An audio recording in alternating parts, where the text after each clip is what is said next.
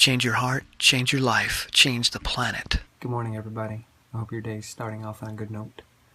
I'm sleeping better these days, which is such a blessing. The winters are so tough for me with my insomnia. But I'm finding a way through that, and I'll talk about that in some upcoming videos. So I'm starting my day off somewhat well rested with a green smoothie, which is purple, because lots of blueberries. Yeah. It's my standard kale, blueberry, banana date. But I did add a little chia seeds today. That makes it creamier, and sometimes I like that. So today I'm going to start off with some organization here in the room. There's a video that I wanted to do, and I needed to find a picture for it. So I've been going through some pictures, and I'll show you some of the fun ones that I came across this morning. And then, yeah, I'll take you around and show you the rest of my day. All right, follow me. So as I was going through a box of photos, I found all these old photos of me. This is me trying to look like Arnold Schwarzenegger in The Terminator. And I'm wearing my Middlebury sweatshirt, so that was probably 1986 or 87. This is me at the age of probably 18 or 19 at Middlebury after doing some Jello wrestling. This is 1989, doing some work on my friend's farm, acting like a nut. This dog Casper behind me. This is also 1989, acting like a Vermonter.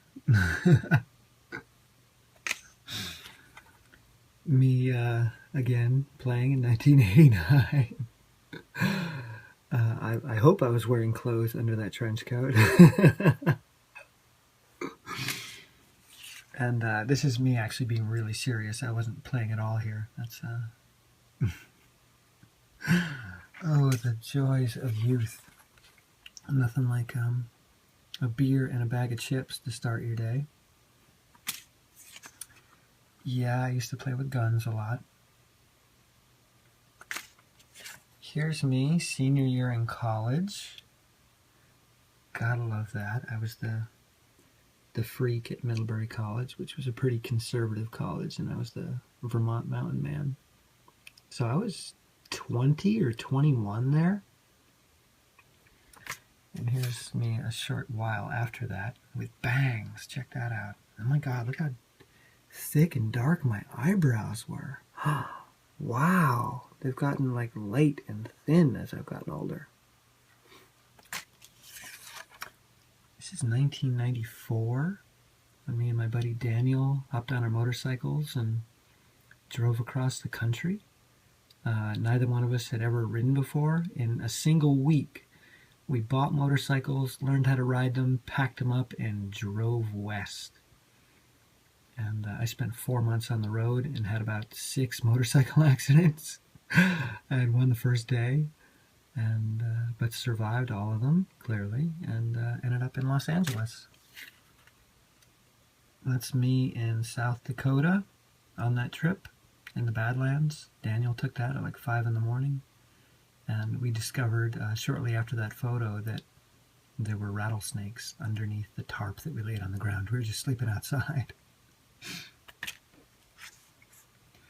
That's much later in that trip. I think that's in Oregon near the ocean. Been out for about 3 months at that point, and I'd grown what I called the magic beard.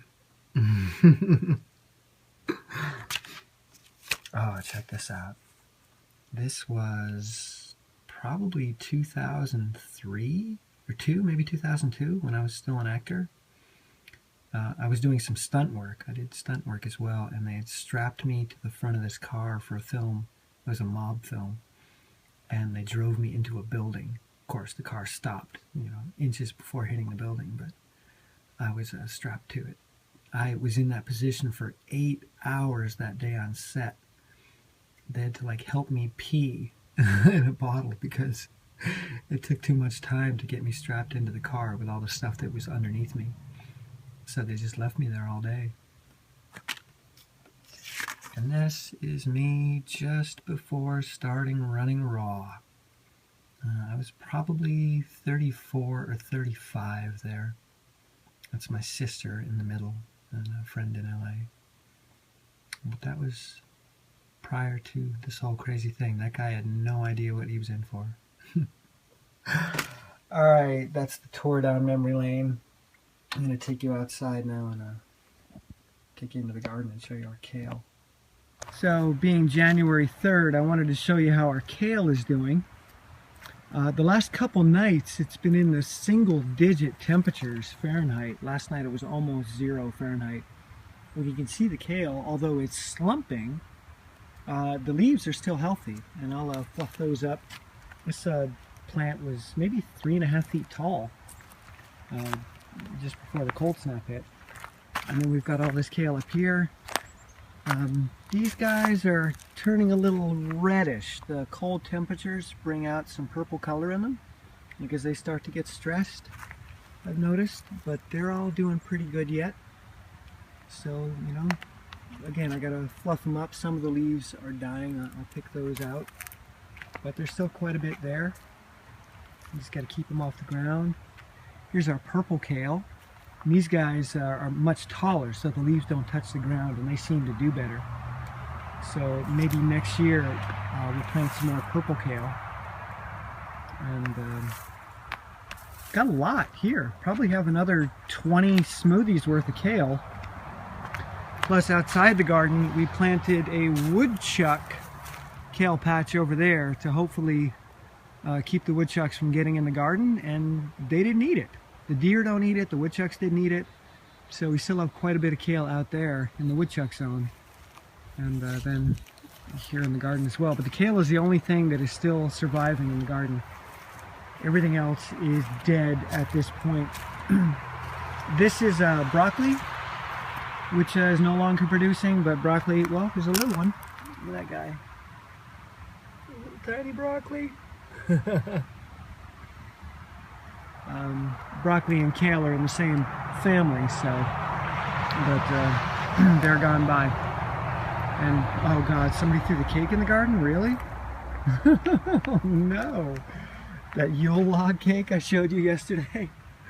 Looks like they ate a little bit of it and threw it in here as compost, but my dad sometimes just throws things in here that really aren't compost, and I have to come pick them out, like that plate. I don't think we can compost that plate. Nor do I really want that cake in here. Oh my god.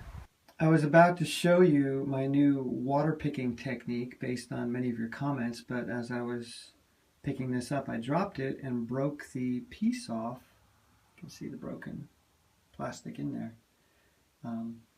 So there it is right there.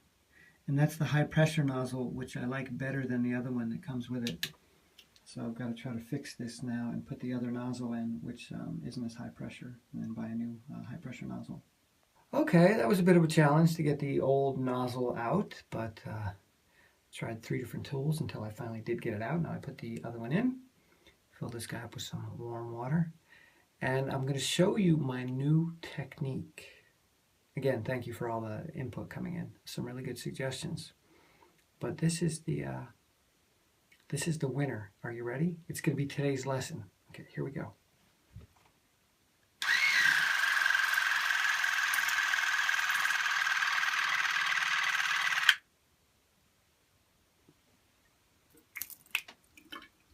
The trick is to take a pause. You can pause, you can spit, and then you can start again. But so often in life, we don't feel that we can take a pause. We don't feel that we can take a break. We can take a moment.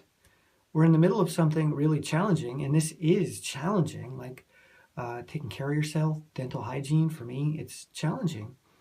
Doing certain types of tasks, answering emails, phone calls, whatever it might be, challenging. Cleaning my room, challenging. But if I can allow myself to take a pause, do a little bit of work, take a pause, recharge, fill the tank, engage my mind with something interesting, then get back to it. Same with this. I don't need to get it over with. Like, oh, it's annoying and I don't want to do it and I got to get it over with. And no, you can do a little bit, take a pause, spit, get that energy out of you, get that saliva out of you, whatever it is, and then start again when you're ready, when you feel good. So today's lesson, don't be afraid to take a pause. Don't be in such a rush. So here we go. It's snowing in downtown Bennington. Yay! I love the smell of snow. People think that the beauty of snow is just the way it looks, but the smell. Oh, God, do I love the smell of snow. It's later in the day now, and I'm down at my studio getting some work done. It's been a really busy day of coaching. Had a bunch of clients this morning, a bunch more this afternoon, and some this evening. So I'm trying to get some stuff done in between. I don't coach every day of the week. That way I can focus my energy on my projects on the days that I have off. So I'll do like 2 days of coaching, then a day off, 2 days of coaching, then a day off, and that keeps me sane. I love working with people. It is so fulfilling, but I also need to make sure I can work on my stuff. So I was looking through the comments of yesterday's video, and somebody said something about my face, how I should be grateful or consider myself lucky for having this face. And, you know, everybody has their own personal perception of who they are and what they look like.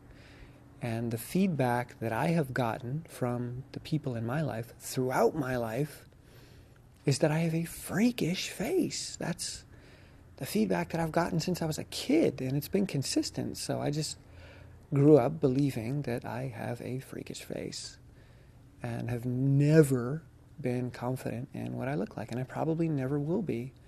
But at this point in my life, I've just let it go. It doesn't matter anymore, clearly. I don't care. I'm not trying to impress anybody or be attractive, because there's a part of my head that's telling me, don't even try, because you never will be. So I just kind of remove that from the conversation. And if somebody wants to be with me romantically, well, I'd feel a whole lot safer if they were with me because they liked who I was and found me interesting and enjoyed being around me, rather than finding me attractive, because I am getting older too.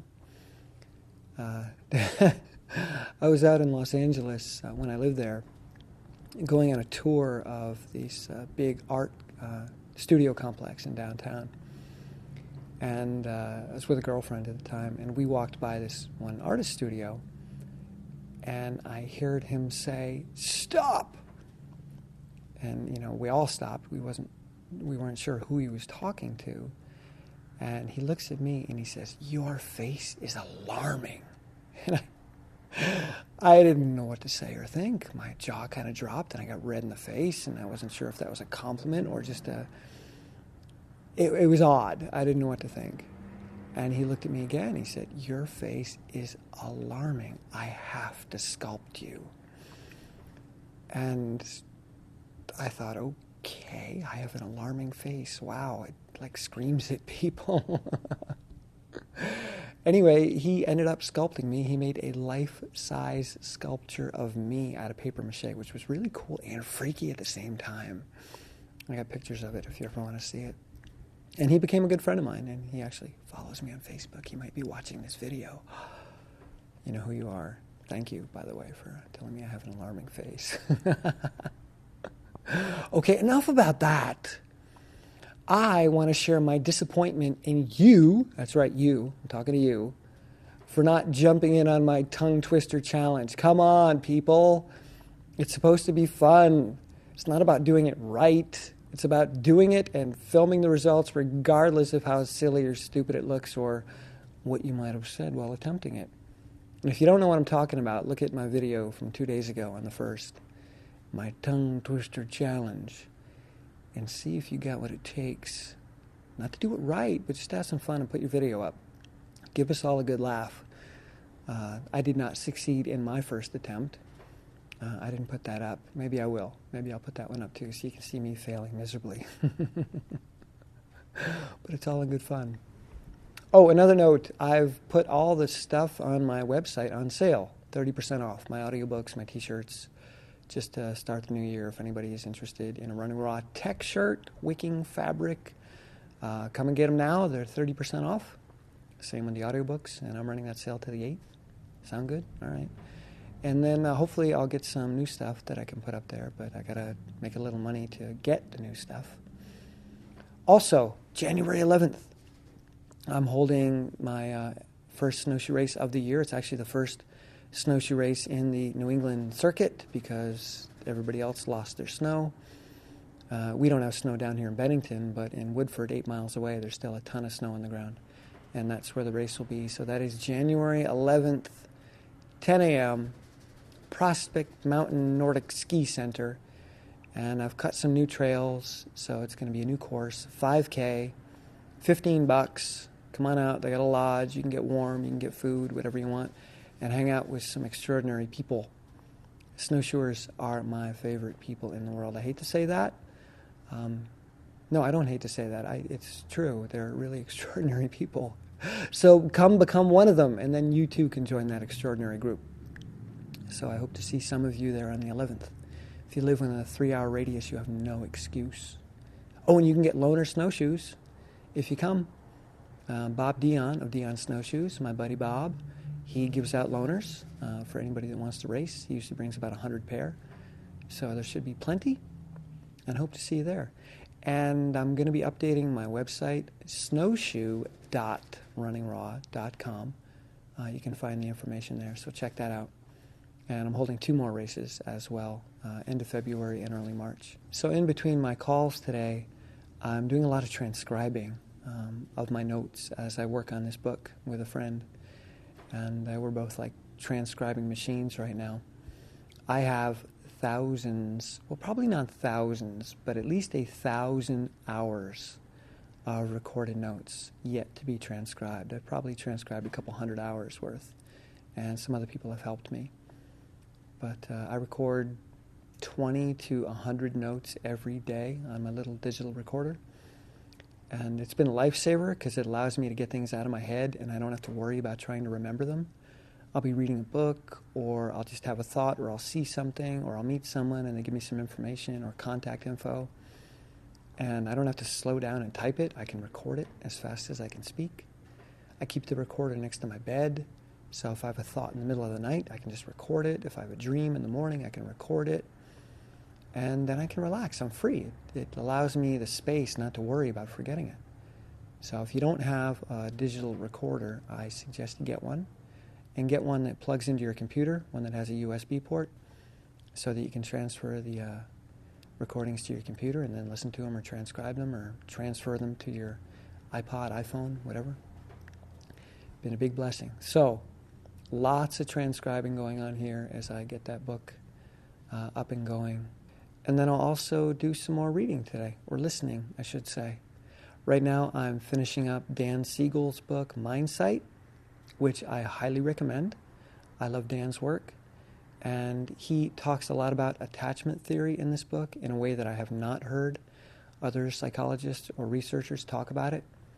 So it's a new perspective into attachment theory, and I'm a huge fan of attachment theory, which I'll be talking about in a lot of videos coming up as I explore my own attachment style. And if you don't know what that is, don't worry. I will talk more about it soon, and you can also just Google it. Attachment theory as it applies to adults in life and in relationship. And see if you can guess which kind of attacher I am. Am I secure? Am I anxious? Or am I avoidant? Dun, da, da, da. All right, so that's it for today's episode. I will see you all tomorrow, and I love you. Okay, bye.